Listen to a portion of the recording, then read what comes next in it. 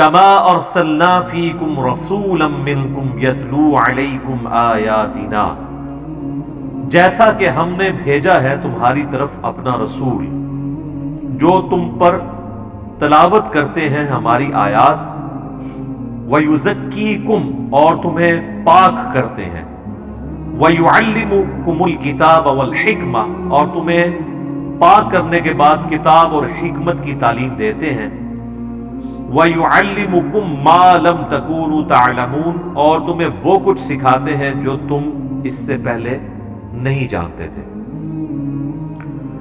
پچھلی کلاسوں میں سورۃ البقرہ ہی میں حضرت ابراہیم علیہ السلام کی دعا آئی تھی، جس میں ترتیب کا تھوڑا فرق تھا، اور میں نے کہا تھا کہ اللہ تعالیٰ نے اس ترتیب کو پھر درست کیا ہے کہ سب سے پہلے اللہ کی آیات تلاوت کرنی ہے، اس کی وجہ سے تزکیہ نفس کرنا ہے، اور پھر تعلیم دینی ہے کتاب و حکمت کی۔ اب یہ اللہ کی طرف سے آیا تو اللہ تعالیٰ نے اسی ترتیب کے ساتھ بیان کیا ہے۔ یہاں تو اس کی کنکلوژن ہوئی ہے کہ ما لم تکونوا تعلمون، وہ تمہیں ایسی باتیں سکھاتے ہیں جو تم نہیں جانتے تھے۔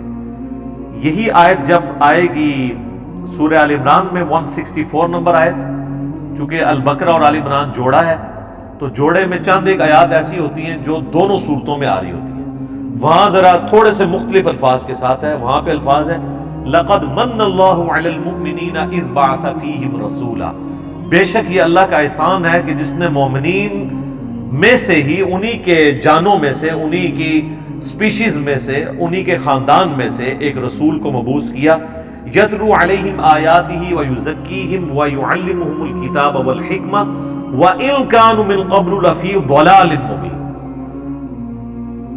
وہاں پہ یہ الفاظ ہیں کہ وہ ان پر اللہ کی آیات تلاوت کرتے ہیں، انہیں پاک کرتے ہیں قرآن کے ذریعے، پھر انہیں کتاب و حکمت سکھاتے ہیں یعنی قرآن اور سنت، اور اس سے پہلے بے شک وہ کھلی گمراہی میں تھے، یعنی صحابہ اکرام علیہم رضوان بھی قرآن آنے سے پہلے کھلی گمراہی میں تھے۔ اس قرآن کے ذریعے اللہ تعالیٰ نے انہیں عروج عطا فرمایا، پوری دنیا کا امام بنایا، اور معذرت کے ساتھ ہم قرآن آنے کے بعد بھی گمراہی میں ہیں۔ اس کی وجہ ہے کہ ہم قرآن پڑھتے نہیں ہیں، اور قرآن اگر کوئی زیادہ سے زیادہ بھی جرأت کرتا ہے پڑھنے کی تو صرف تلاوت کرنے کی، ترجمہ اگر بات کی جائے تو علماء خود ہی روک دیتے ہیں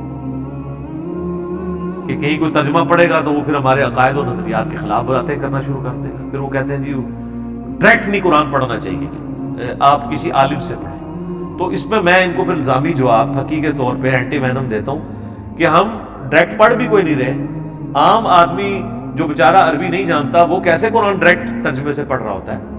اس کو ترجمہ کرنا ہی نہیں آتا، وہ تو یا احمد بریلوی صاحب سے پڑھ رہا ہوتا ہے، یا اشرف علی تھانوی صاحب سے پڑھ رہا ہوتا ہے، یا جونا گڑھی صاحب سے پڑھ رہا ہوتا ہے، یا جو ہے فتح محمد جلندری سے یا مودودی صاحب سے پڑھ رہا ہوتا ہے، کیونکہ ترجمے تو ان لوگوں نے کیے ہیں جن لوگوں کو آپ کے جتنے آج کے علماء جو آپ کو قرآن پڑھنے سے روکتے ہیں ان سے زیادہ ان کی بہتر عربی تھی، انہوں نے اس سے بہتر الفاظ کا چناؤ کر کے آپ کی اپنی نیٹو لینگویج اردو کے اندر ترجمہ کر دی ہے۔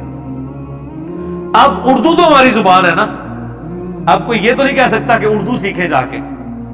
تو اس میں بھی اگلی بات سن لیں، صحابہ کرام میں گنتی کے لوگ تھے جو عربی لکھنا پڑھنا جانتے تھے، صرف عربی وہ بولتے تھے کیونکہ ان کی نیٹو لینگویج تھی، تو وہ سن سن کے اپنی زبان میں بات سن کے ان کو اللہ نے ہدایت دے دی۔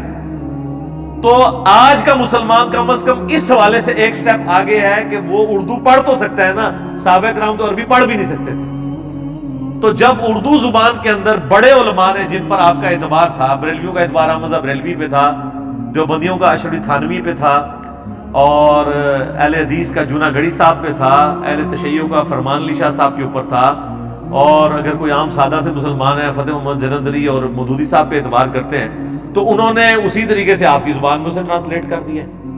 اب تو کوئی لینگویج کا بیریئر بھی نہیں۔ اب آپ کو کیا تکلیف ہے پڑھنے سے؟ تکلیف یہ ہے اصل میں کہ جو ان کے بابوں نے ان کو قائد و نظریات بتائے ہیں نا، اور جو انہوں نے اپنی عوام کو سکھائے ہیں، جب کوئی قرآن پڑھے گا تو وہ ان کے اگینسٹ کوسچنز اٹھائے گا۔ اور سب سے بڑا فتنہ ہمارے سب کانٹیننٹ میں بالخصوص اور پوری دنیا میں بالعموم تقلید کا فتنہ ہے کہ اندھے بن کے آپ نے کسی کے پیچھے چلنا ہے۔ اس میں نے ڈیٹیل لیکچر دیا ہے، مسئلہ 197، وہ آپ دیکھیں۔ اب جب بندہ کو قرآن پڑھے گا نا تو وہ پورا قرآن 20 مرتبہ پڑھ لے ترجمے کے ساتھ، یا ایون جسے عربی آتی ہے وہ بھی، وہ ایک رزلٹ پہ پہنچے گا کہ قرآن تو صرف دو ایبسولوٹ اطاعتوں کی بات کرتا ہے، اطیعوا اللہ و اطیعوا الرسول۔ ایک تیسری اطاعت کا سورہ نساء کی آیت نمبر 59 میں ذکر ہے وَأُولِي الْأَمْرِ مِنْكُمْ، لیکن اسے بھی مشروط کیا فَإِن تَنَازَعْتُمْ فِي شَيْءٍ فَرُدُّوهُ إِلَى اللَّهِ وَالرَّسُولِ، کہ اگر حکمران سے بھی جھگڑا ہوا تو قرآن و سنت سے فیصلہ کرنا ہے۔ تیسرا تو کسی کی اطاعت ہے ہی نہیں، تیسرا تو کوئی ایسا ہے ہی نہیں جس کے پیچھے آپ نے اندھے مان کے چلنا ہے، تو تقلید تو قرآن حکیم جو ہے نا وڈ کے پرے مارتا ہے، کیونکہ اطیعوا اللہ و اطیعوا الرسول ہے۔ جن آیات سے رزلٹ نکالتے بھی ہیں وہ بھی یہ نہیں ہے، وہ تو ہے فَاسْأَلُوا أَهْلَ الذِّكْرِ إِن كُنتُمْ لَا تَعْلَمُونَ، اگر تمہیں علم نہ ہو تو جو علم والے ہیں ان سے پوچھ لیا کرو۔ اچھا وہ علم والے کون سے ہو جن سے پوچھا کرو؟ تو بریلوی کہیں گے وہ بریلوی ہوں، تو اس کا مطلب دیوبندیوں کے جتنے علماء ڈگریوں والے سب فارغ، کیونکہ علم والے تو نہیں ہیں وہ ان کے نزدیک۔ دیوبندیوں سے پوچھیں گے وہ کہ ہمارے مفتیاں، تو بریلوی سارے علم والے فارغ۔ تو یہ جو آپ کو علماء رہتا ہے علماء سے پوچھ کے چلیں، یہ بھی آپ کے ساتھ دو نمبری کر رہے ہیں۔ اصل وہ کہہ رہے ہیں ہمارے علماء سے پوچھ کے چلیں، تو سر آپ کے علماء سے کیوں، دوسروں سے کیوں نہیں؟ ہم کہتے ہیں سب سے پوچھیں، کمپیریٹیو سٹڈی کریں، پھر دیکھیں کس کی بات صحیح ہے۔ ترجمہ سب نے آلموسٹ الفاظ کے چناؤ کا فرق ہو سکتا ہے ایک جیسے ہی کیا ہوگا، تو روکتے اس لیے ہیں کہ ان کو یہ پتہ ہے کہ اگر ہم نے ان کو نہ روکا تو لوگ ہم سے آگے سوال کریں گے بھئی اماموں کا تو قرآن پاک میں ذکر ہی کہیں موجود نہیں ہے، اور یار قرآن میں تو ابوبکر عمر عثمان و علی کا نام نہیں آیا ہوا، تو اماموں کا نام کہاں سے آنا ہے؟ تو انہوں نے اپنے اماموں کے نام پہ جو فرقے کھڑے کیے ہیں جس میں اماموں کا کوئی قصور نہیں ہے، جس طرح کہ عیسیٰ ابن مریم کے نام پہ شرک کھڑا کیا گیا، عیسیٰ ابن مریم وجیہاً فی الدنیا والآخرہ، تو یہ ان کی تکلیف پھنس جائے گی اس میں۔ اچھا اس سے آگے ایک سٹیپ، یہ تو وہ بڑی موٹی چیز ہے، عقیدہ توحید کی اگر آپ بات کریں گے تو انہوں نے تو بابوں سے پکارنا، بابوں کو بیچ میں ڈالنا کیا ہوا ہے، وہ تو پہلے صفحے پہ ایاک نعبد و ایاک نستعین سے فارغ ہو جائے گی۔ ہر طرح کا دھوکہ ان کا اس حوالے سے فارغ ہو جائے گا۔ قرآن تو صرف ایک شخصیت کو جانتا ہے اور وہ محمد رسول اللہ صلی اللہ علیہ وسلم، باقی جس بندے کی بھی بات ہو رہی ہوتی ہے ان کے ریفرنس سے ہو رہی ہوتی ہے۔ اگلے انبیاء کا اگر ذکر خیر ہو رہا ہوتا ہے تو اس لیے کہ وہ اس زمانے میں ایکویلنٹ ٹو محمد رسول اللہ تھے اپنے وقت کے لوگوں کے لیے صلی اللہ علیہ وآلہ وسلم وعلیہم السلام اجمعین۔ سبحان ربک رب العزت عما یصفون وسلام علی المرسلین والحمد للہ رب العالمین، اللہم صلی علی محمد وعلی آل محمد۔ تو یہ سب کچھ فارغ ہو جائیں گے، اس لیے قرآن نہیں آپ کو کبھی بھی ترجمے سے پڑھنے دیں گے اور اس طرح کے لیم ایکسکیوزز ڈیوائز کریں گے۔ میں نے یوٹیوب کے اوپر ایک میری ویڈیو ہے قرآن حکیم کے 8 تراجم اور علماء کا دھوکہ، جو انہوں نے یہ پبلک کو دھوکہ دیا تھا، نہیں جی آپ ترجمہ پڑھیں گے نا، لوگوں نے ترجمے ہی بدل دیے ہیں، ایسا یعنی وہ رنگ میں بھنگ ڈالتے ہیں۔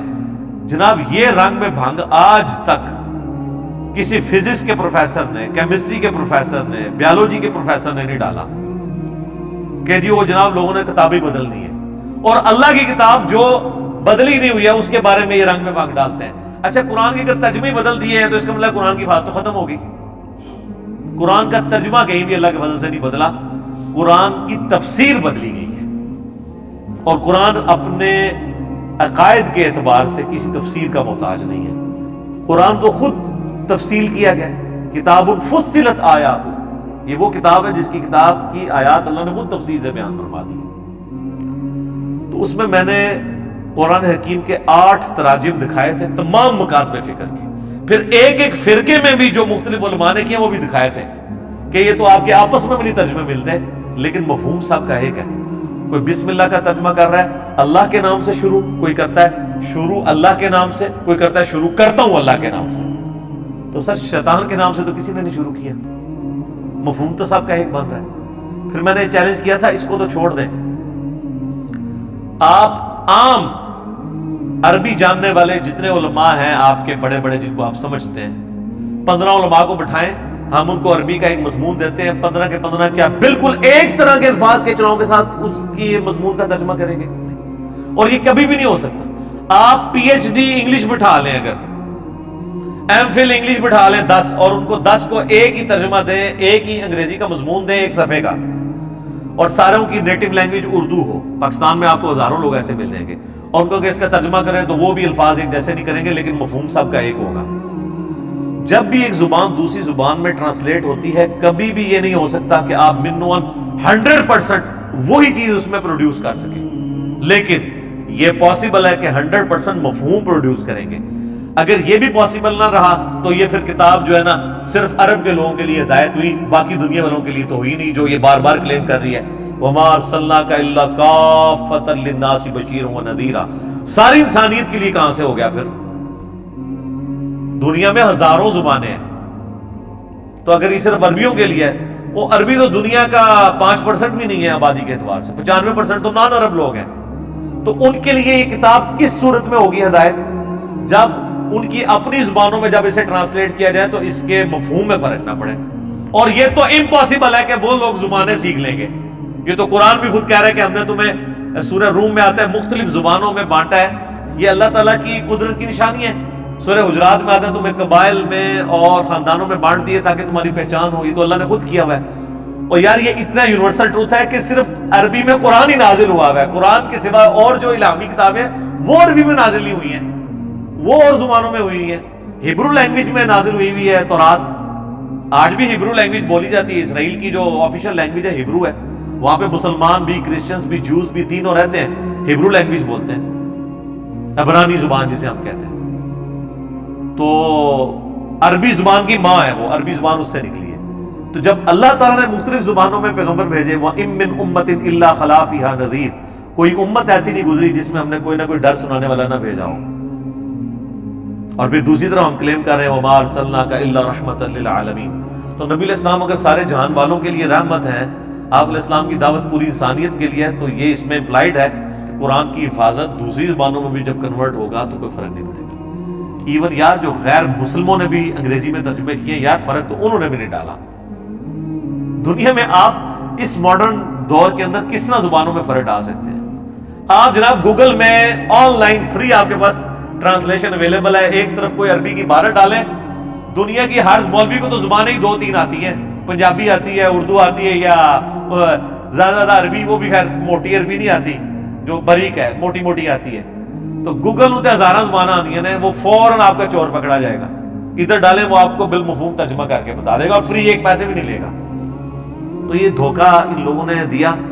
اور جبکہ قرآن دیکھیں کہ پورا سینٹرڈ اراؤنڈ قرآن کی دعوت کی ہے.